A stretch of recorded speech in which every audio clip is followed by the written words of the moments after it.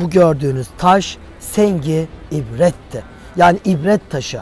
Neyin ibreti? Buradan geçen insanlar bu taşa bakıp neyin ibretini alacaklardı? Topkapı Sarayı'nın bahçesinde asırlardır duran ama buradan gelip geçen binlerce insanın hiçbirinin görmediği o muhteşem detay. Diyeceksiniz ki ya Talha Bey, kapının önünde öylesine bir taş. Binek taşı diyorsunuz. Bunu bilsek ne olur, bilmesek ne olur? Çok şey kaybedersiniz. Şu an ayağımı bastığım yerin Fatih Sultan Mehmet'in açık hava müzesi olduğunu söylesem bana ne dersiniz? Topkapı Sarayı'na her gün gelen yüzlerce insan bu gördüğünüz mermer yalağın önünden, arkasından, sağından, solundan geçer, hiç bakmaz. Bakan da içine çöp atmak, izmarit atmak için bakar. İnsanın yüreği kan ağlar. Divan-ı Hümayun üyeleri toplantı günü Babüsselam'dan buradan içeri giriyorlar ve bu yolu izleyerek toplantının olduğu kubbe altına geçiyorlardı. Oraya geçerken, bu yolda ilerlerken divan yetkilileri belli taşları illaki selamlıyorlardı. Tam 3 tane taş. Topkapı Sarayı'nın bahçelerinde gözden kaçan ama illaki görmemiz gereken detaylardan, taşlardan bir tanesi de Fatih Sultan Mehmet'in içine çil çil altınlar koyduğu ilginç bir taş. Enderun öğrencileri zaman zaman burada toplanırlar ve buralarda sportif bir takım faaliyetlere girişirler. O da heyecanla onları izlerdi. Topkapı Sarayı'nın binaları ayrı, bahçeleri ayrı güzel ve hepsinde öyle detaylar saklı ki. Bugün sizinle beraber bu videomuzda Topkapı Sarayı'nın bahçelerinde saklı 7 müthiş gözlerden saklı detayı konuşacağız. Daha doğrusu taşı konuşacağız. 7 farklı taş, 7 özellikli, 7 geçmişe bakan hikayesi olan ve onlarca tarihi şahsiyete yakın olmuş önemli eserler. Hazırsanız başlıyoruz.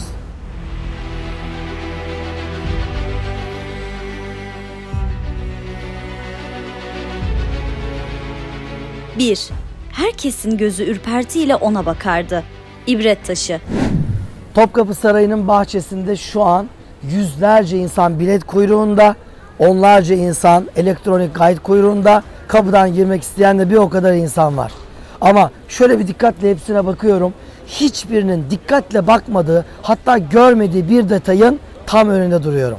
Arkamdaki muhteşem klasik dönem çeşmesi ve önünde ne olduğunu kimsenin bilemediği enteresan bir taş. Evet, Osmanlı'da senk deniliyordu. Arapça ve Farsça kelimeler Türkçe'de yoğun olarak kullanıldığı için senk yani taş kelimesi sıklıkla kullanılırdı. Bu gördüğünüz taş sengi ibretti. Yani ibret taşı. Neyin ibreti? Buradan geçen insanlar bu taşa bakıp neyin ibretini alacaklardı? Bakın 6 asırlık Osmanlı Devleti'nde aslında kul hakkına dayanan suçların cezası ölüme kadar giderdi. Bir padişahın önüne gelip hakaret ettiğiniz zaman pat diye öldürülmezdiniz. Ama insanların mallarını gasp ediyor, canlarına göz dikiyor, insanların birebir kendi şahsi haklarına tecavüz ediyorsanız, insanları birbirine düşürüyorsanız cezanız büyük bir ihtimalle ölümle neticelenebiliyordu. Ve bir takım idam cezaları vardı. İdam cezalarında asıl olan kişiye ceza vermek olduğu kadar çevreye ibret dersi de vermekti. Bakın bu suçun cezası budur. Bu kişi bu suçu işledi ve cezasını buldu. Siz de aynı suçu işleyip aynı cezaya çarptırılmayın. Amaç caydırıcılıktı ve bundan dolayı da ibret taşları son derece önemliydi. Toplumun yaşadığı kentlerde en önemli gözde mekanlara bu taşlar konulur ve ceza alanların neticeleri orada sergilenirdi. Bu sengi ibretlerden Edirne'de padişahın yaşadığı Edirne Sarayı'nın hemen yanında Adalet Kulesi'nin önünde de bir tane vardı. Burada da bir tane var. Neden? Çünkü burası İstanbul'un Osmanlı Yönetim Sarayı. Orası Edirne'nin Osmanlı Yönetim Sarayı. Kanuni'nin yaptırdığı Adalet Kulesi aynı zamanda dünyanın en büyük mahkeme salonlarından biriydi. Orada mahkemede bir kişi ölümle cezalandırıldığında hemen çıkışta infaz edilir ve kesik başı sengi ibretin, ibret taşının üzerinde kısa bir süre sergilenir ve o suçu işlemeye eğilimlilere bir ibret dersi verilirdi. Aynı ceza Topkapı Sarayı'nda da arada yapılırdı. Babüsselam, burası çok önemli. Birinci kapıdan girerken, bakın bugün biz de giriyoruz. Bilet, para ödemiyoruz, göstermiyoruz. O gün de öyleydi. Herkes istediği gibi girerdi.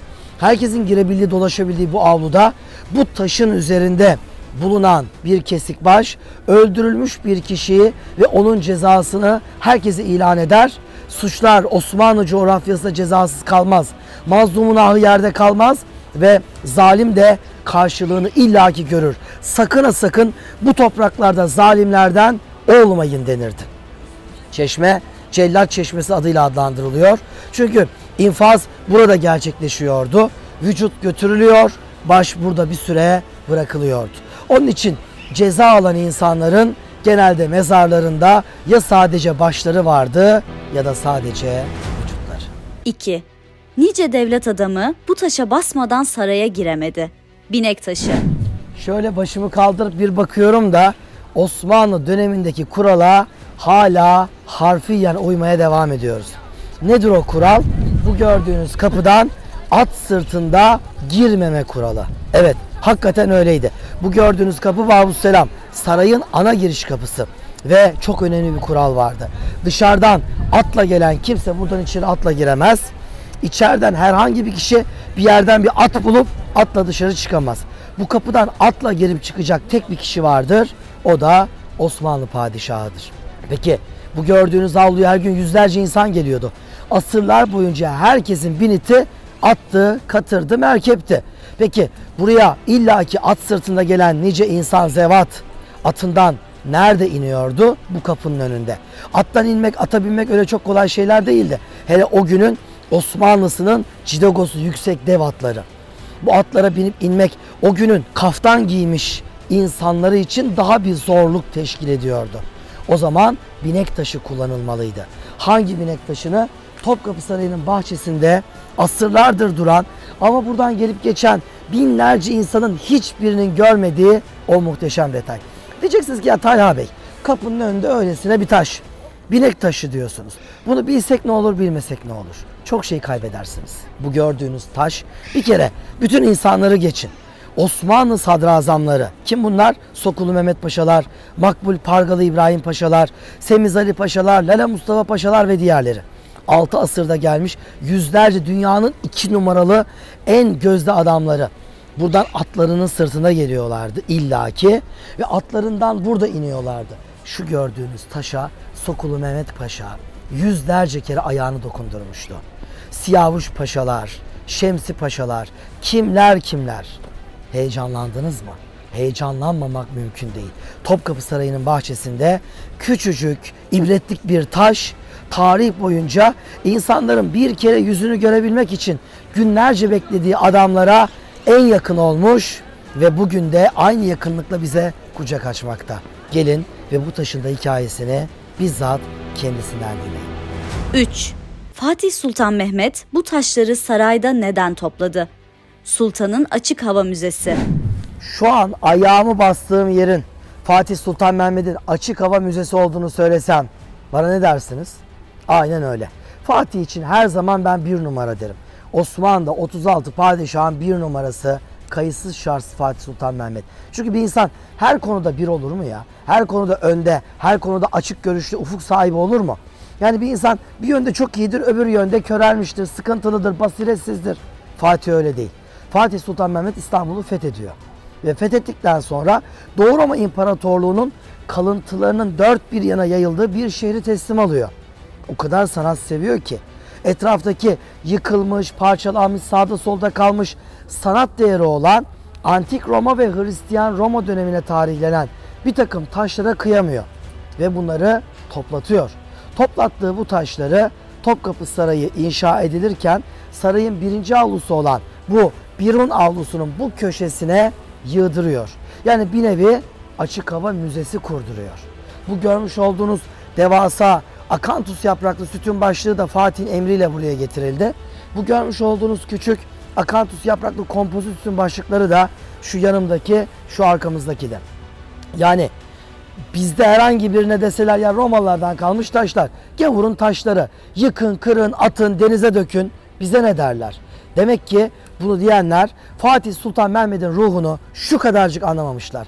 Bağnazlık ve yobazlık içerisinde savrulup gitmekteler. Sonra da Osmanlı'yı seviyoruz, ecdat ecdat diyorlar. İşte cehaletle ecdadı anlamak arasında kalın çizgi şu gördüğünüz taşlar kadar net duruyor. Bu ne biliyor musunuz? Ayasofya'nın bir dönem önünde bulunan D1 sütunun başlığı, Justinianus anıtı. Üzerinde Justinianus'un atlı heykeli var. Siyasi bir anlamı olduğu için Fatih onu kaldırtıyor. O taşı aşağı indirtiyor. Ama bunu yok ettirmiyor. Sanat değeri olduğu için koruma altına aldırıyor. Peki sonra ne oluyor? Fatih Sultan Mehmet'in oğlu 2. Bayezid. O da kötü bir adam değil. Ama babası gibi de değil. Bu gördüğünüz taşlar avluda çok yer kaplıyor düşüncesiyle küçüklerini taşıtıyor. Büyüklerini de taşınması zor olduğu için olduğu yere gömün deniliyor. Ve Fatih'in Açık Hava Müzesi oğlu 2. Bayezid'in eliyle saray bahçesine gömülüyor ve gözlerden saklanıyor. Aradan asırlar geçiyor.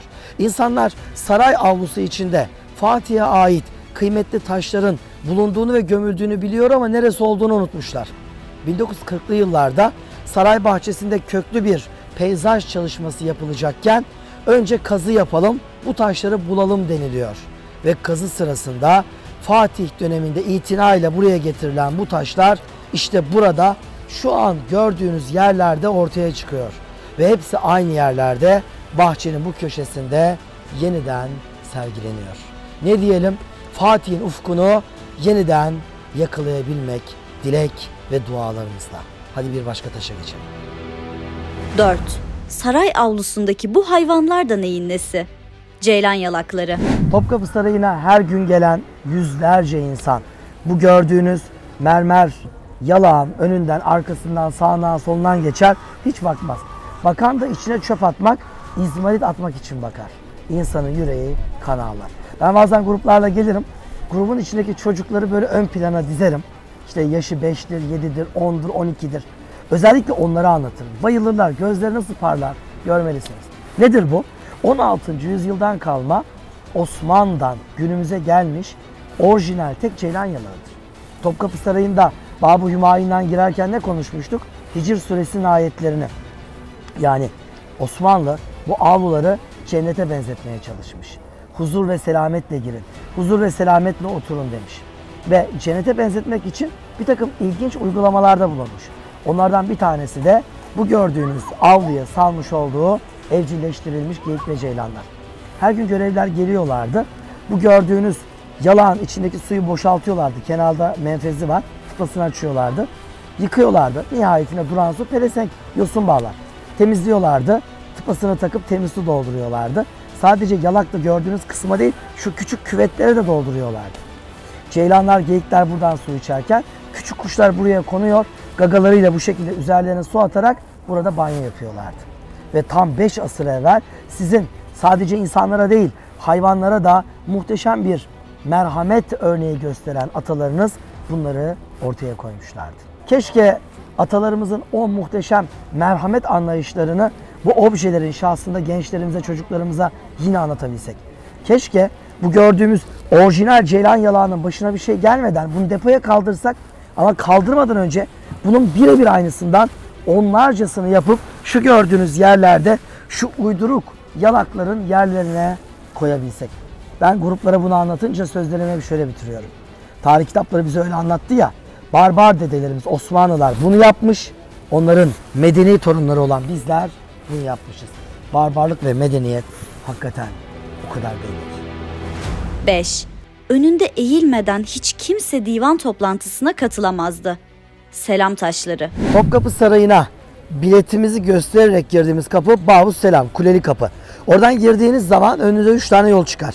Sağ yol matbah yoludur. Mutfağa doğru çıkar. Orta yol dimdik Enderun avlusuna doğru açılan Babus Sadi'ye çıkar ki saltanat yoludur. Padişah o yolu kullanır. Şu an benim üzerinde bulunduğum bu yolda divan yoludur. Haftanın bir günü, 3 günü, 5 günü tarih içinde değişmiş. Divan-ı Hümayun toplanıyordu. Nerede? Arkamdaki Adalet Kulesi'nin altında, kubbe altına toplanıyordu.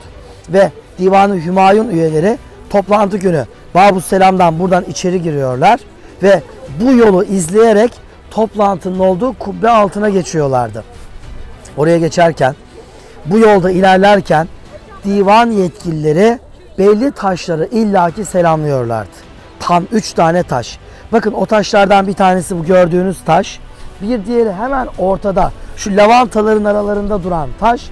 Diğeri de en uçta yolun sonunda çınar ağacının dibindeki taş. Topkapı Sarayı'nda Osmanlı Devlet Yönetimi'nin bir numaralı adamı padişah ama divan toplantısına katılmıyor. Katılanların içinde bir numara kim? Sadrazam. Sadrazam bu yolda yürürken bu yolun en başındaki taşın önüne geldiğinde, ki bunun aynısı taşın önünde illaki selam veriyordu. İki tane özerk üye vardı. Bir tanesi defterdar, diğeri nişancıydı. Defterdar parayla oynayan adam.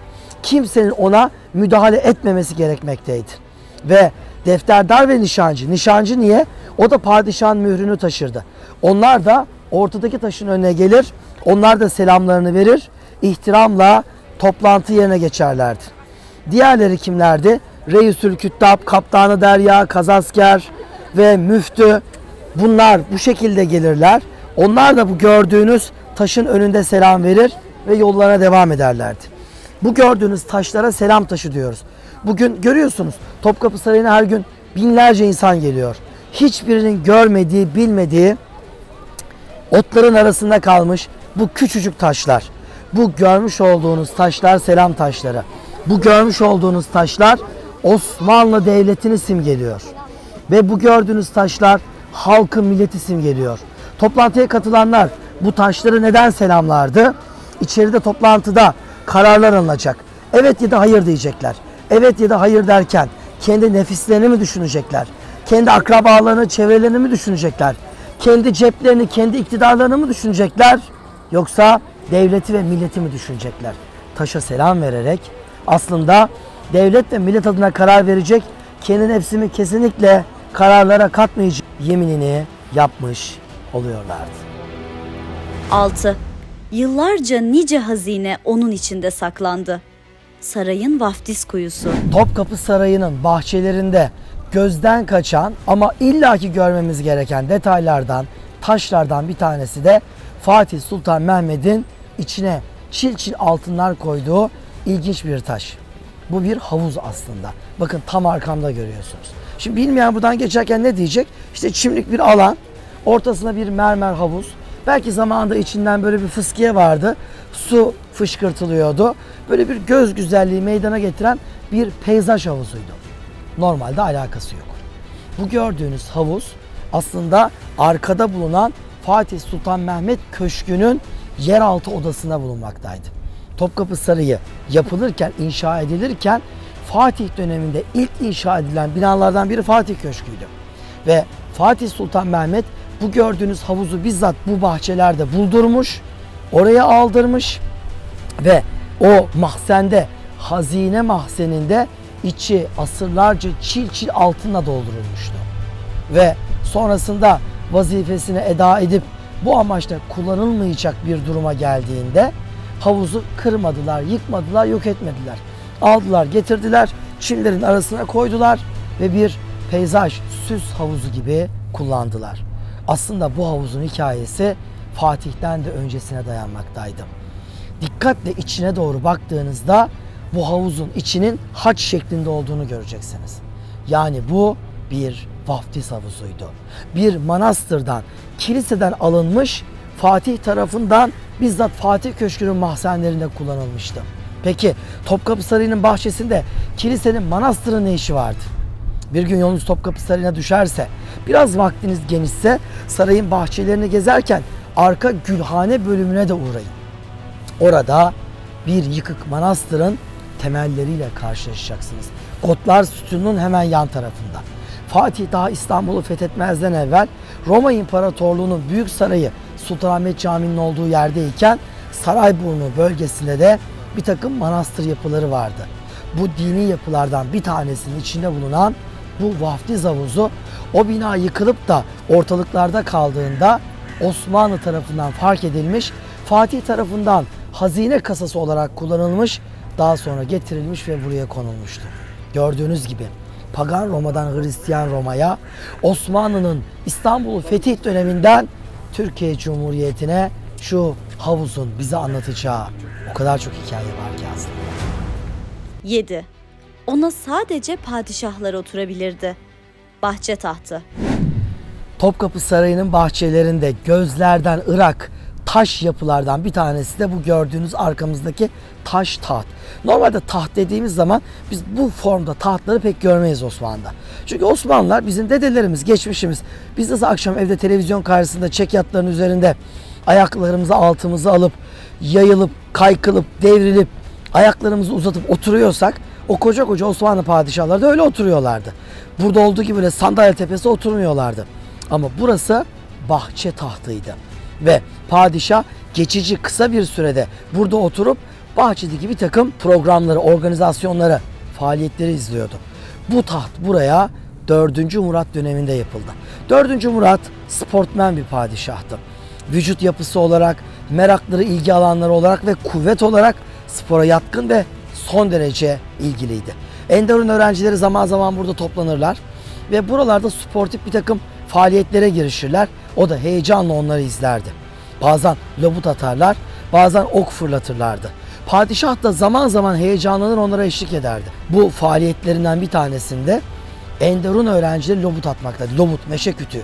Dev meşe kütüğünü kaldırıp kim daha uzağa fırlatacak diye böyle bir rekabet ortamında mücadele ederken padişah da şevklenmiş, yerinden kalkmış, öğrencilerin arasına dalmış, ben dahi denemek isterim demişti. Ve meşe kütüğünü alıp 150 kiloluk sadrazamını kemerinden tutup havaya kaldırıp gezdiren o güçlü, kudretli adam kütüğü öyle bir uzağa fırlattı ki bir rekora imza atmış bulundu. Tabii ki olayı bir izleyen vardı, bir kağıda şiir olarak döken vardı, alıp hat sanatıyla bunu yeniden yazan vardı, taş üzerine işleyen vardı. 4. Murat'ın o muhteşem başarısı manzum bir şekilde taşa böylece kazındı. Bir bahçe tahtı yapılıp üzerine sırt bölümüne kondu. İleride bizler Topkapı Sarayı'nın bahçesinde gezerken buralarda yaşanmış o nice hatıradan birkaç tanesini de bu şekilde görebilelim istendi. Topkapı Sarayı'nın bahçeleri gördünüz değil mi? Gözden uzak, kıyıda, köşede ne taşlar ne hikayeler var. Ben sizlere bu videoda sadece 7 tanesini anlattım. Aslında 70'e çıkarmak isteseydik yine bulurduk, yine görürdük, kulak verirdik ve hayretler içerisinde kalırdık. İşte böyle yapmak zorundayız. Kendi sarayımızı, kendi tarihimizi, kendi bahçelerimizi ve bu bahçelerin kıyısında, köşesinde bize hikayelerini anlatmak isteyen muhteşem eserlerimizi görmeli, bilmeli ve kulak vermeliyiz. Hikayelerini öğrenip bizler de başkalarına anlatabilmeliyiz. Bakın, bugün hava buz gibi. Belki de 2022 yılının kışının en soğuk günlerinden biri. Ellerimiz donuyor, dişlerimiz çarpıyor birbirine, konuşmakta zorlanıyoruz ama buradayız. Ne için? Sizin için, gençlerimiz için. Doğru tarihimizi anlatma çabasıyla geldik. Sizlerden istediğimiz tek bir şey var. Kanalımıza yürekten destek vermeniz, çevrenizdekilere tanıtmanız ve abone sayımızı biraz daha arttırmanız. Topkapı Sarayı'na selamlar.